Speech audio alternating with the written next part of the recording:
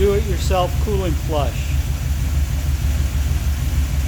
I think the car's had some type of stop leak in it, and the water in the radiator is always that nasty brown color.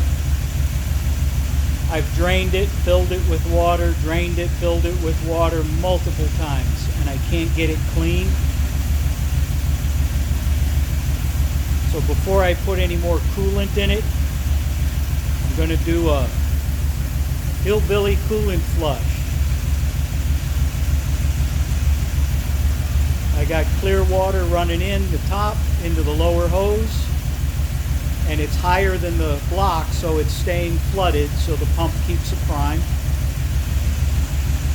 And it's coming out the bottom side, which is the top hose, and it's starting to come out a little bit cleaner than it did when I first started the motor about 3 minutes ago.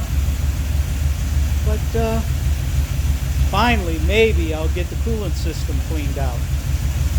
The radiator's already been off the car, flushed through, washed out the inside with some mild solution of pool acid, got a lot of crud out.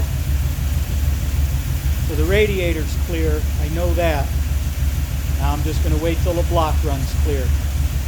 Hillbilly coolant flush. Something got to be said for a good hillbilly. And there's the upper hose.